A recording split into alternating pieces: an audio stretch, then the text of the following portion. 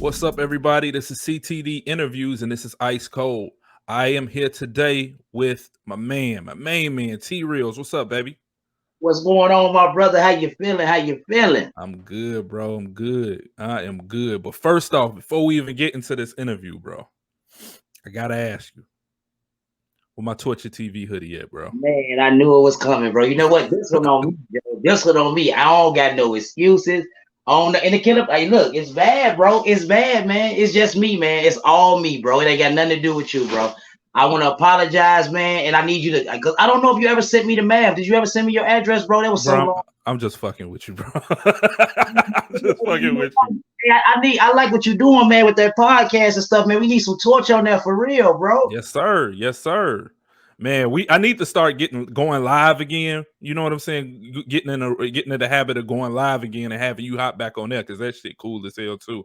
But man, this your interview. So how you been, bro? I've been pretty good, bro. I've been pretty good, taking it one day at a time, man. Battling this thing called life, you know. I got you. I got you. Anything new up and coming? Like anything you working on? Yeah, man. Actually, it's unfortunate. I can't think of the name of the radio station, but it's some good friends. They're a little bit older than me. Like I come up with one of my buddies, Henri Ford. We call him Hank. His cousin them got a radio station that they wanted me to be a part of and come up Okay. do an interview and some things on that. But I just been getting pulled in so many different directions with stuff I'm doing at Torture TV, like our toy drive and regular community efforts, and then my schedule changed dramatically. But yeah, man. I mean, I got a lot of little new stuff coming up, man. We definitely gonna get into it though throughout the interview. But yeah, I got the Okay. radio station thing coming up, and just trying to do it, man. Just trying to do what we do. You know how I do it. I got you. I got you. And I'm gonna get into that toy drive a little later. That was one of my questions. But what's up with Torture TV, bro? It's What's doing good? pretty good. What's good with it? Is hey man, everything is excellent, man. I don't even know if I should say unfortunately, but I did have to scale back a little bit to a couple of days a week just because of my regular personal schedule with day-to-day life. But I Yeah. enjoy it, man. I popped in what we're at Friday. I popped in like Wednesday, man, and everybody was so engaging, man, and we was able to get some stuff done. So I love it, man. That's my baby, man. That's my baby. Okay. Torture TV, baby. So with Torture TV, like anything new going with Torture TV or anything, or is it, y'all got something going on? Uh not really, just our regular day-to-day discussions. And then on December 11th, we're going to be holding our toy drive. I'm kind of looking forward to that. I had to remove a lot of stuff out of here today just to be able to do this interview with you. We got abundance of gifts and donations, man, for the Okay. children coming up. I always seem to feel the need to mention this. I don't celebrate holidays myself, but I do know that it's the season of giving, and it just make me feel so good, man, to just be able to speak that type of stuff in existence from Torture TV. And man, I'm just ecstatic about it, man. Get that done, and feel a little better about regular things we do in the community. But outside of that, that's the next thing we have to really get done with Torture TV. Other than that, man, just our regular daily schedule, bro. Okay. So you said how did this start? How did the toy drive start? Like was this Uh, your idea? Is it collective? What's going on with that? I'll say it was my sister's idea. It was my sister's idea. She mentioned to me, and then my partner Cornelius McDade shot him out. My buddy Murder.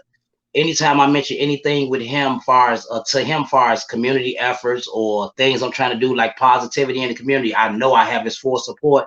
So with me, him and my sister Dunzetta Ragsdale, we grabbed that bull by the horns. But like I was mentioning, that's what I love so much about Torture TV, because I can just mention that there. I can mention it, and there's so many people donated. There's so many people that shared the videos, and I'm sorry, the clips and things like that, man. It's allowing us to do what we do, man. All right. Okay. So one thing I like about Torture TV and I like about what you're doing, you really stay grounded in the community and you do a lot of stuff with Torture TV. I've seen you handing out plates before. I've seen you under the viaduct, feeding the homeless and things like that. So it seems like Torture TV really tries to do some good in the community. Is that something that's going to continue, or like is that something that's just always going to be a mainstay with Torture TV? Thanks. That's a great question. Absolutely, bro. As long as I have breath in my body, man, I'm gonna try to give back in any ways that I can. Now, we always don't have the resources to be able to do it, so that's why I like to use Torture TV. I like to use the analogy of the monkey and the plums. I don't know if you ever heard of that. Go ahead and say it, bro. Give me that. Give me that. Give me that story. So yeah, the way that went was, you have the way it goes sometime in the regular world, you'll have everybody go get them a plum, or they'll go get whatever their resources is, and they'll bring it back and they'll take care of their family. But what some monkeys found out was, if everybody go get 1 to 2 plums and put them in one basket, and everybody work for a certain amount of time, we can eat for a while. You know what I'm saying? Have enough for everybody to be able to survive. So that's what I feel about torture TV. I kind of look at it like the monkey and the plum, because if you got 100 people willing to give $2, that's enough to get some things for the kids and stuff like that. But I don't want to mention numbers and things like that. But I had some people that were really generous in regards to that, because of what it is that we're doing. Okay. So I appreciate everybody for that. It's too many to name.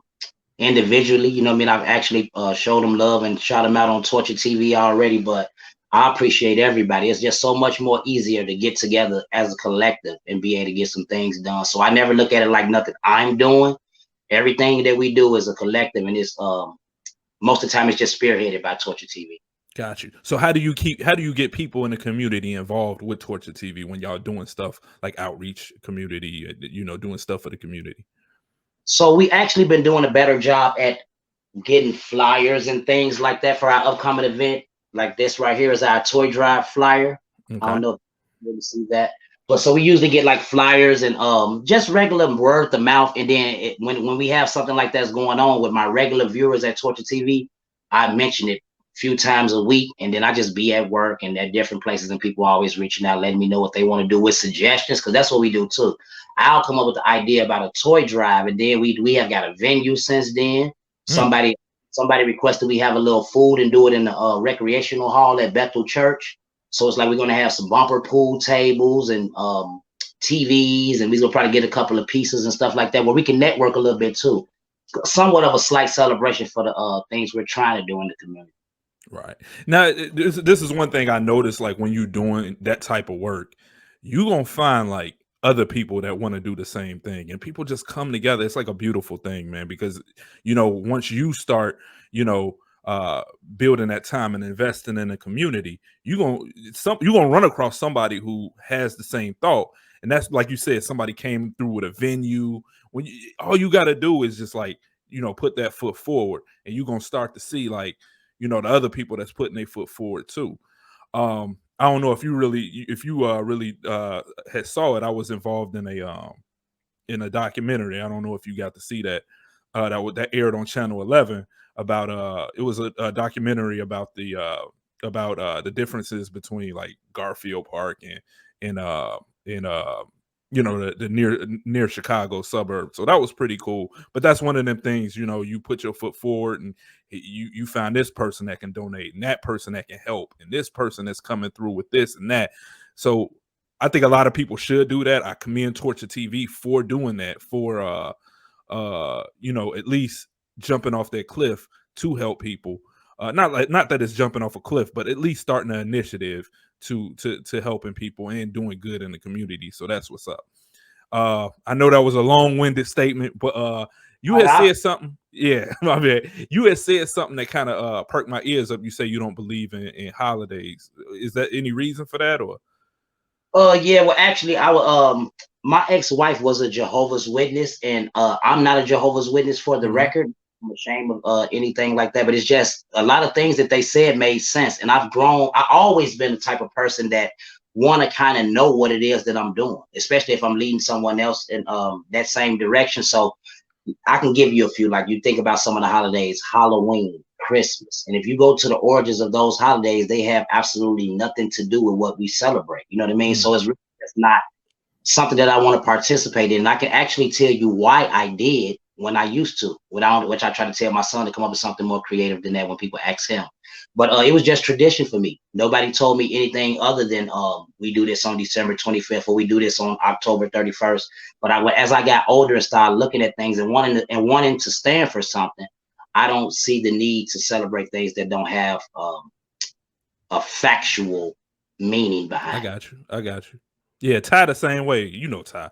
He the same way. He don't really get down with a lot of the holidays. For some of the same reasons you said that. So it's not. It's I was just curious. I was just Um, curious about that. I appreciate you asking, because some people think that it's uppity, or they'll think that you're trying to judge them. See, because I understand that you know, it's okay to not see things the same way. So I wouldn't try to convince you to feel the way I feel, but I appreciate you by asking my opinion, you know what I'm saying, and respecting it. But that's all it is. Okay. That's all. I just don't really, and you, I mean, you know me, we knew each other since high school. I don't know if you Right. remember that about me, but that's one of my traits, man. I like to kind of scratch when I itch, and I like to dance to the music I like. I don't just dance to the music on, you know what I'm Gotcha. saying? Gotcha. So you mentioned your son in that last statement that you had said. Um, I noticed a really strong bond between you and your son. You and your son seem like best friends. Tell me a little bit about that, man. Well, every once in a while, that's another great question. But you're getting better at this, Paul. You get better at this. Yeah, with my son, absolutely one of my best friends. But I will be honest, every so often I have to remind him that it is a father and son relationship and not solely a friendship relationship, because I am a single parent and my son lived with me. So I try to be open-minded and fun, for lack of better words, but it's a whole lot of things that I'm trying to teach him so he won't have to go through some of the things that I went through. So it's no different, in my personal opinion, than any other relationship. No different than what I see between you and your sons, but just older. So when your sons Right. get 16, I see you kind of handling it in the same sort of way. But yeah, we're friends, but I do try to make sure that he understands the father and son relationship of it too, because it's a lot going on out here in this world, and I want the Yeah. best for him. Yeah, I see that bond between you and your son is very similar between the bonds I got with me and my son, especially my 7-year-old, man. My 3-year-old, he ain't really got it yet, but my 7-year-old, me and him, everywhere I go, he go, man. I always want him around me. So he can see the way I react to things. And we ain't got to that relationship yet where we like super best friends and we could talk about anything, because again, he's still 7. You know what I'm saying? But I definitely, when I see that between you and your sons, man, I could definitely dig that, man. That's what's up, man. Black fathers. Yeah, man, it's important, man. It's important, man. And I mean, your son, my son, you speak. It's like we have to get better as black men, as leaders of the community. And I don't know if you know this, bro, but we're part of the elders now.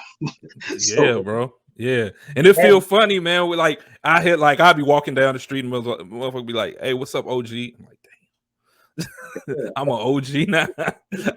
I got this beard and shit. People think I'm like 50 years old, bro. It's crazy, man. It hit me like it really hit me like, damn, I'm an OG. I appreciate it when they card me. They're like, "Can I see your ID?" Absolutely, sir. Let me go ahead and grab that for you. So you look just like you did in high school, bro. I didn't see back in high school. I didn't have this. Yeah, I, yeah, I, I legit look like a damn lumberjack or something, bro. yeah. You use what you had, though. You know what I'm Yeah, saying? bro. Yeah. At least I still got my headline though. You know what I'm saying? I still got the headline, so I'm good, bro. But Yeah, can't have it yeah. all. I couldn't grow that beard if I tried, but I got my hairline too. Yeah, buddy. Yeah, buddy. All right, bro. So let's get into these the crux of why I got you here, bro, to get into these conversations about these trials that just popped off. Well, we got the verdicts from both of them. And I wanted to kind of wait till the verdicts came in before me and you had this conversation. Um so first off, let's talk about the Rittenhouse. We got that verdict. How did you feel after that verdict? Actually, on Torture TV, leading up to that verdict, I was kind of explaining to them exactly how it was going to transpire for so many different reasons that we can discuss. Race has to be took into consideration, because we know that we've seen a situation. I'd like to share a story with you. I don't know if you ever heard of it, where the lady was being abused by her husband, I think sexually and physically, and she got a hold to his gun and shot one shot in the air to get him off of her, whatever the situation was, and she received 20 years in jail. So Mm, I'll ask anyone who don't think race has anything to do with it, why did she get 20 and Mr. Rittenhouse was able to walk? So that's why I mentioned race, not to bait, but just to make sure that we mention that, because I believe the 3/5 compromise has a lot to do with stuff like that. you say 3/5 compromise. Explain what that is.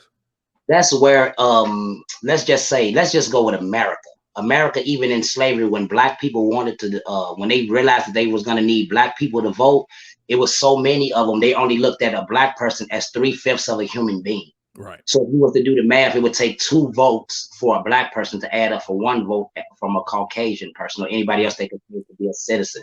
So if you look into some of those laws that were created back then and really dig into them, and you ask yourself, why could someone shoot a police dog and go to jail, and a police or someone can shoot a African American or anyone else in the community and be let off? Because I believe, Martise believe, that they don't look at us as a full human being. So that's Right.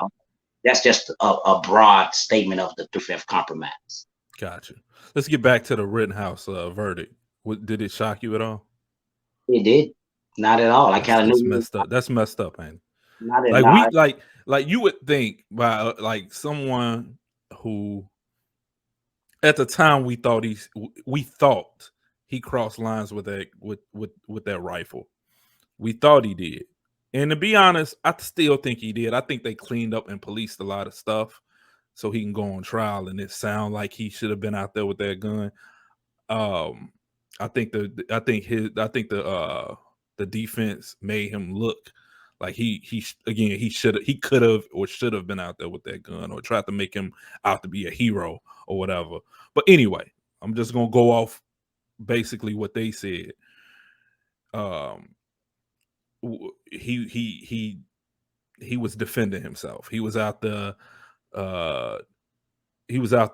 fighting for his life, I He guess. got that protect. He started off out there protecting property, which ultimately allowed him to kill a human being, and that was seen as okay in America. Two human beings and shot another. Yeah, Right? Wasn't that he killed two? that's accurate. Killed 2 He people. killed two and wounded another Yeah, because he was out there protecting. So but first, no. To be honest, he said he was out there as an EMT. lied about that. And lied about that. I think we have to mention the cross the state lines with a unregistered gun. Well, that's what they threw out though, because in the trial they say he didn't cross states with the gun to get there.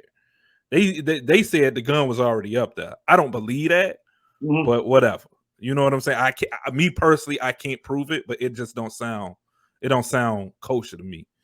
And then just think about what I mentioned earlier for like individuals that think that I will be baiting in any kind of manner. Have you ever heard of anybody just getting caught with an unregistered gun in the inner city and do jail time and all this type of stuff? So okay, yeah, even if that's not the case across the state lines part, remove that. But he still had possession of it. It still was unregistered and all that type of stuff that could have been charged.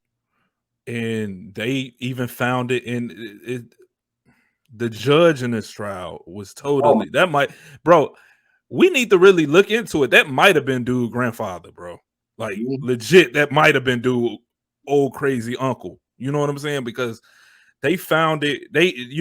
I could tell he was online searching to try to find a way to make it legal for him to have a gun, and that's what they found. They actually found that it was legal. He was in good legal standing for having a rifle. Yeah, at a peaceful protest. Because in general, in that state, he was legal to have a rifle. Because I believe in protests. I believe nothing's wrong with protests. I believe that people have the right to bear arms. I believe all that, but I can find so many things that he didn't do in regards to what they hold us accountable for. And then you have the governor, I can't remember of what state, before the ink was dry on him being guilty, said, we'll give you an internship. Yeah. Up to $75,000 a year. So he not only not even that. People in the Senate, you had Matt Gaetz offering this dude a internship on Capitol Hill on Capitol Hill. But here's the thing, I'm gonna just take this little part. If you just take the part, if you just lead up, if you forget about everything else, and you lead up to the part where motherfuckers was on his ass, when them guys was on his ass, you can make a case for self-defense. Absolutely. If you just look at that part.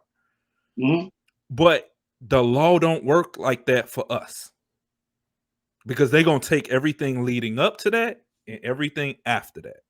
Yeah, because why did dude put him like they gonna look at us like, why did you put yourself in that position? Right. Who told your black ass to go up there with that gun? Who told your black ass to even walk up and down the street acting like you protecting something that don't belong to you?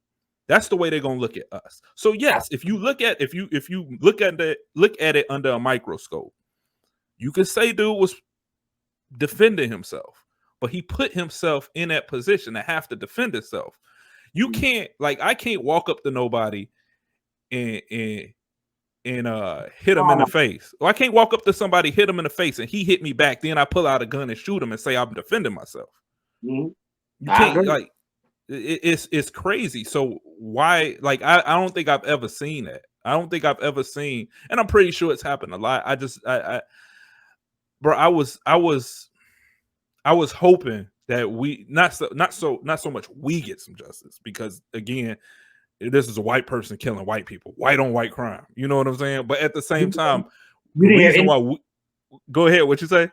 I say you didn't hear anything about that. That's why I don't go. That's why I had to learn that it's not a such thing as black. There's no such thing as black and black crime. It's just crime. Black crime happens because blacks live amongst blacks. The same way white crime happens because whites put it live like this, Teeth. There's more white on white crime than black on black crime. Absolutely, more Caucasian males kill officers on a yearly basis than any other race. Not even officers. More white people kill white people than black people kill black people. It's not even close. It's not even close. I'm sorry, you got. No, I said it's not even close. There's more white people out there killing white people than black folks killing black people. And I like to be fair and honest in my thoughts with that. And I get it. If it's more of you, if it's more white people, I get that. But don't try to change the narrative for me and say that that's what it is. Like, you have however many murders you have in Chicago. You're just not covering the other ones the way they happen. Those happening in, sometimes those happening in mass situations. 10 people here, 7 people there. So over the course of a month, 10 people killed in Chicago. Not to say that that's low, but it's like, okay, it's no different from a person going into school and killing 10 people. But you're just not going to cover that the same way, as far as putting the numbers out and all that type of stuff. So I like to make sure that I'm just keeping an eye on that type of stuff and just understanding what it is. Like, it's not, neither one is good, but it's still like, okay, yeah, I mentioned that it's proven through numbers that more Caucasians kill officers than African Americans. So then it would make me pose the question, why are you so fearful of us? Because you said that it can be looked at as self-defense. If you get into that, let's just go into forget all the other smoke that was around Kyle Rittenhouse. But when they came in that small area where he felt like he was needed to defend himself, I couldn't even pull out a phone and call the police because they say that looked like a gun. Yeah, that looked like a gun. That looked like a gun. You be dead. And here's the thing: he was actually able to run around with a gun and run right past the police. Yeah, that couldn't have happened. Yeah, even that couldn't have happened. And I say like this: if Kyle Rittenhouse was black, for one, we never would have heard about it unless somebody caught it on camera.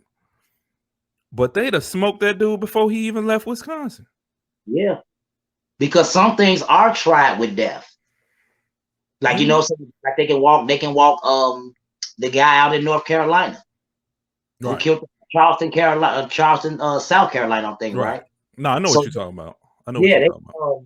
They can walk him out and take him to go get a burger and all this type of stuff because he's not seen as a threat to them. That's why and I know people like you, it might take years, it might take months, whatever, but I know I'm going to continue to let you know that when I see you, you're not a threat to me. You have a hoodie on right now. It's not. Here's the thing, I love hoodies, bro. That's all I wear. Wintertime, I don't wear coats, I don't wear nothing. I'm a big dude, man. I wear hoodies. You know what I'm saying? I like the hoodie. Right. But I might be scaring people. You know what I'm saying? You are, depending on where you're at. Man. You are, depending on where you're at. Right. Nah, Joe, it's crazy out here, man. It's crazy out here. It's crazy that a person with a cell phone is scarier than another person that actually has running around with a rifle. And I'm telling you, bro, that's why I don't think I'm overreacting when I go all because you know how people ask, like, why is that? Why do things like this happen? I really want to know, Paul. Like, I really go take the time. I'll just be sit back sometimes. I'm like, I want to know why. And what I can come up with, I use the police dog as an example. I use the young lady who was trying to defend herself against the violent boyfriend or husband as an example. And all I can come up with is they don't look at us as a full human being. We have to accept that. Let's start with accept all and go along, get along is okay. It's okay if that's what you choose to do. But I don't think it's wrong to mention it. I understand clearly that pro-black is not anti-anything. For me to say that I love my people, for me to say that I feel like we're being treated unjustly, that don't mean that I think the next person is horrible. I wouldn't have had no problem with Kyle Rittenhouse outside of him killing people. Right. That's my Well, only issue. like I said, it's not even about that for me. It's about, I know if that was me, if I know that if I know that was me, I would have died that night. Yeah. I know if that was just take your son, he would not have made it that night. And it's a slap in the face almost, and it's just a reminder how the justice system works for one side, but it doesn't for the other side. It's three That's different for me. that right there. For me, bro, it's three different justice systems in America. You got the justice system for police officers, you got the justice system for African Americans, and you have a justice system for everybody else.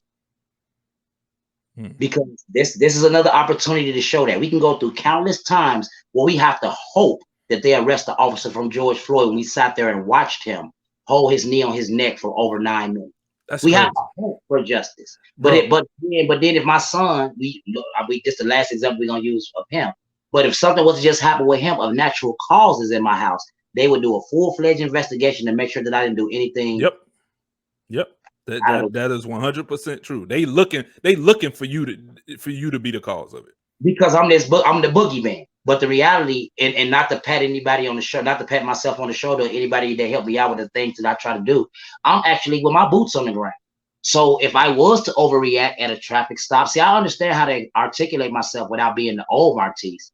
The old Martise is gonna simply be like, what's wrong with you, man? I ain't did nothing. You was following me anyway. The Martise now is, let's start with your name and badge number, and then let's have a conversation about what you're here for. As long as all my rights, none of my rights are being violated, then we can go ahead. I mean, hey, I'll take my ticket. We can discuss this at court. I have to realize that you don't have to deal with that on the side of the road. That's what they say the justice system is for. You know how many times, Paul, I have got a citation to return to come to court and the officer didn't show up, but I had to take off a day to work. I had to hope those that are leading up to that case that they wouldn't do this and that to my license. And the whole time you just had the power to disrupt my life. And that was okay for you because it was what I was telling you at the traffic stop. You just turned to see the black guy in the car and pulled me over. I legitimately see, I didn't know no better when I used to walk down the street as a kid and the police officer used to jump out of the car and just say, get on the car. And I never thought that was okay as a kid. But as I got older, knowing that you don't do that to other citizens, and then that it is rights that's allotted to me. Right. Now, when you stop taking this money out of my check, then you can stop allowing me to exercise my rights. But as long as that's happening, then I'm going to speak on it. Yeah. So we kind of went off on this subject, and we still got the Arbery verdict. So now I asked you on the last one, were you surprised by the verdict? Were you surprised by the Arbery verdict? Slightly surprised because I had no I have no faith in this judicial system. So when they actually work a little bit or they actually hold people accountable, I will admit I'm surprised. You know why I wasn't surprised? I wasn't surprised because I watched this trial. I watched it a lot and I paid a lot of attention to it. That prosecutor, my goodness, she's really good. This lady, she basically laid it out. She laid that case out and she hung them dudes out to dry. She made it so if that jury did find these dudes innocent, people are going to hound that jury to try to find their names and whoever they are, because it's no way you could have been found innocent of killing Ahmaud Arbery after she done laid that case out that way. I watched some videos. I watched some videos after the verdict. Some stuff just popped up on my timeline and things like that. And I just watched after they shot him. One guy was in the house with blood and stuff all up his arms and on his hands and things like that. And the older guy with the glasses with the little stringy hair, he sat there and had over a 40-minute conversation with the officer, asking him what happened and why did he out. And I'm like, are you serious? No handcuffs, no in the car. Bro, it took them like a month and it took them months just to arrest them initially. That right there is crazy. That right there is why I believe the federal government really need to look. They ain't gonna do it, but the federal government really need to look into this. Because why? I mean, we got 3 people essentially murdered a black guy and didn't go to jail, didn't do no time, didn't spend no time in jail, didn't spend, like, they didn't even pick him up, they didn't, like, nothing was done. And here's the thing, if it wasn't for video evidence, they'd have never even seen a jail cell, not even initial booking. So I want to ask you this. Do you think what do you think outside of the prosecutor allowed them to give the Ahmaud Arbery family some sort of justice? Outside of the prosecutor, what do you think it was? I don't know, bro. I really don't know. I mentioned this, and I don't know if people feel me on this because I don't know if people take it for a grain of salt or don't understand how important or how big it really is. I think it's attributed to social media a little bit too, because they take a post, what they call it, they allow people to be judged by public opinion. So I was fearful of them doing what they did with Rittenhouse and trying to slide this case under the radar after the fact. So we let him go, and then you so frustrated or whatever, however your emotions is about that, we're gonna go ahead and slide this out. That's why I felt it was so quick. But I asked you that question because I believe social media played a part, that they knew it was gonna be. It did a huge part, Yeah, because yeah, because of social media, we were able to put pressure on those prosecutors to actually go in and arrest these 3 dudes who murdered Arbery. Again, these people never had handcuffs or nothing on them. Didn't even. It was all just sitting in front of the truck asking them questions. Nobody even thought, like, here's a murdered man, and y'all ain't even really investigating it. yeah. And it was because it was. I believe the father was at some point was was police chief or something, or sheriff. Yeah, So they wasn't gonna do nothing until people started talking about it, and they got on social media, and it got crazy. People wasn't gonna talk about it, man. But I still leave some semblance of hope that in both trials, the Rittenhouse trial, maybe federal government will step in and Fed case gets slapped on them, or even with Arbery, somebody got to step in and even ask, why did they try to cover this up? Because that's a cover up. That's a cover up right there. Okay, so Paul, this is when I overreact, bro. This right here is when I overreact. So I believe that if we would have done what we should have done, whatever you guys feel that is, with Trayvon Martin's killer, George Zimmerman, I think we will have a different wave on the way that we react when things like this happen. Now, should we kill the man? I don't promote violence. But I will say that if it's not gonna be any consequences for people's actions, and they're gonna be able to go around on a tour and sign Skittle packets and sell their gun that they killed him with and monetize all that type of stuff, like they're doing once again with Rittenhouse, where he was just a regular teen at some point, killed 2 people and shot another, and is gonna get over $1 million back from the money that was donated to his trial because of the bond and all that type of stuff. Then I think we'll be in a better spot. So, because I came up with something crazy, people was like, "T, you're overreacting. You can't say that." But I said, "Go ahead. What were you gonna say?"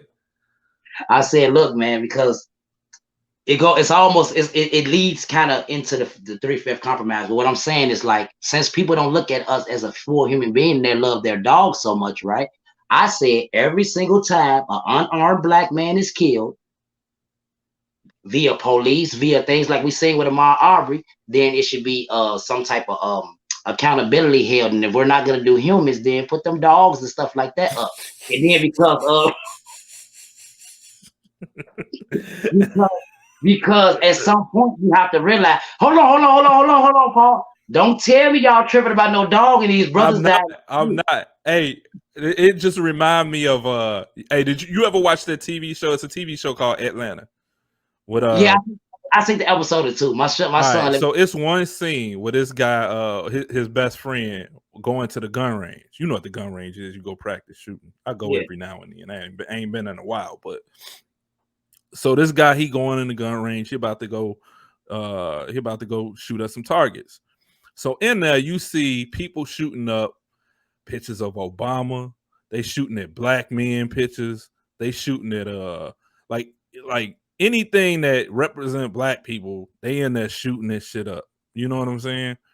My man puts up a picture of a dog, sends it out there, starts shooting at the dog, and then white people in there had a fit. They kicked him out of the. They kicked him out of. So Paul, listen to me, bro. So therefore, it's an overreaction. Now I'll give you that. It's an overreaction, but I think it can have some type of effect because just the simple fact that you care about dogs more than you care about African Americans. I don't think dogs should get killed. No, I don't. But I don't think African Americans should as well. I hear what you're saying. Definitely. It's an overreaction, though. It's a reach.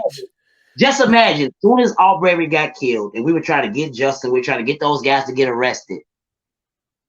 Slaying dogs, and guess what? Look, not just in Chicago, all across. So it'll be a shockwave to the whole country every time to put them antennas up and either let us know what side you're on. And if you don't care, if you say, you know what, man, I don't care. You like the people that donated to Cal Rittenhouse. You think I care about something happening to them tonight on the 9 o'clock news? There's been a rash of dog slayings all over the country. Jim, what do you got there, Jim? Well, I'm here on the scene. And I'm right behind me in the alley are 2 slain dogs. You know me, I do like this. Witnesses say they saw 2 black men running down the alley. I had that little shih tzu like this around the neck. I choke his head every time. You tripping, bro. That's a reach, brother. It's a reach, but I definitely hear what you're saying. I think it's overreaction, and I don't think it's the right thing to do. But I will say once again, and we can move on. I don't feel any less for a dog than I feel like America. So with that being said, and guess what? We all can admit it's not right. But guess what? I mean, shouldn't a human life be treated with much more care than a dog? Let me share this story with you, and I don't know the names, right, of the people involved, but I know it was a mother, right? Her son died in a shooting on the expressway, and the police officers got there, and they did everything that they did with the body, and they got him back to the morgue or whatever. And then the mom asked, she said she was talking to them, they was doing a meeting, they asked, and the mom asked, she was like, I got a question. Who was the officers that picked my son up when he passed away? And then they was like, just for instance, they were like this guy and that guy. And she was like, I want to speak with them. And then they allowed her to speak with those particular officers. And the officers was like, yeah, he looked peaceful. And we put him on a stretcher. And they like, how did you? She was like, how did you put him on a stretcher? That's important to me, the way you treated my son after his death. That was important to her. It wasn't the fact, the fact that he died was horrible. I know that part, but throw him on a gurney and throw him in the truck and do your vest like this while they taking him off. No, she want to know. Or did you have some sort of compassion? Because if you did, then I want to say thank you. And if you didn't, then I understand why Martisa make a crazy statement like he made. I got you, brother. I definitely hear what you're saying. And before I go, bro, before we get on up out of here, I know you say you don't do holidays and things like that, but do you have anything planned for the holidays coming up for Christmas? Not for Christmas. I don't have anything for Christmas, and like I mentioned a couple times, I'm just really trying to get this toy drive out. If some of them reach kids and they enjoy it for Christmas, that's fine for me, because I used to be that guy. I used to be that guy that didn't even want to come around on Thanksgiving, and because I felt what I felt about it, but I did morph into a mindset of saying everybody have the right to do whatever they want to do, but I just choose to like think things through. So I won't judge anybody or look at them, with a side eye. But for Christmas itself, nah, absolutely not. If anything, I've been trying to do a better job at catching my Bible studies on Sunday, learning the real meaning of God and what He have to offer to us and stuff like that. But Christmas itself, not really, bro. Not really. I might try to get a little double time that day. Got you. What can people? What's the information on the toy drive? I know you had the flyer over there. What's the information on the toy drive? Where can people go hit that up at? So yeah, we've been posting some flyers. Actually, to tomorrow. Today is Friday. Tomorrow is going to be the last day we're going to be accepting donations for the toy drive. But that's going to be held at New Life Bethel Church on Springfield and Hamlin here. I'm sorry, Springfield and Hirsch here in Chicago. And we're going to be there from noon to 4 o'clock, passing out some toys to the shorties. You know, networking a little bit and just trying to continue to grow as a community to where things like, remember I told you last time on the last interview we did, to where when things like this happen, not only is Torture TV can be used as a voice, we can actually get some things done. So Gotcha. I'm looking so forward to that, man. And I got some help from the people at some friends of mine at the House of Hope. It's a program for youth. My son worked there this summer doing tuck pointing and stuff like that. And I also got in contact with two other organizations. One of them is called the Rooted Reps. I did the peace march with them a couple of weeks ago for the senseless violence going on in the city with the children. And another organization I've been a part of is called Live Free. They help people that's just been recently released from prison and stuff like that get back on their feet and allowed them to get some of the opportunities they just simply might not know about. So I've been enjoying working with those groups and trying to get some things done in my community. Got you. Got you. All right, man. Well, before I go, man, what can I send this? What can I send my address and telephone number for my hoodie? Let's do that. Let's do that in Messenger, bro. Let's do that in Messenger. Get everything in there for me, Paul. Get the size, get the matter of fact, let's do you some custom, bro. Let's do you some custom. Let's get the size in there, the color, everything you need, bro. And I promise to you, man, so I'm gonna get it done. I'm gonna get the hoodie done and then just give me some time to get it out, bro. I got you, man. I need the size. Right, bro. Because remember, I was gonna give you something on the whim last time, and I don't kind of want that for you, man. Get what you want, man. Whatever color, whatever you're gonna do, man. As long as it's torture. We couldn't even see this torture today, though. You know what I'm saying? Some nice subtle torture, you know. Yeah, that's a nice one, bro. I like that one. I like that one. But hey, T Realz, thanks for hopping on, bro. Thanks for chopping it up. This ain't nothing for us, bro. We chop it up, bro. Man, hey, man, you know it's a pleasure for me, man, because I respect you, man. I respect what you're doing. You're gonna always be my brother, bro. I know we live in different cities and stuff like that, man, but I appreciate what you're doing too. I actually, when I get a chance, man, like when you share the link on social media and to the group and stuff like that, when I get a chance, man, you know, I always go back and check those videos, even if it's just hitting the like button, man, and get the algorithm and things together. But like you told me, man, continue to do what you're doing, man. You always showed me love, man, at the podcast, bro. So it ain't nothing but love, man. I'm just trying to work this move, man, all across the world, man. You always support me, bro. What's up, man? Thank you. That's what's up. All right, we're about to get out of here, man. Thanks for showing up. This has been CTD Interviews here with T Realz, and we are out. Yeah.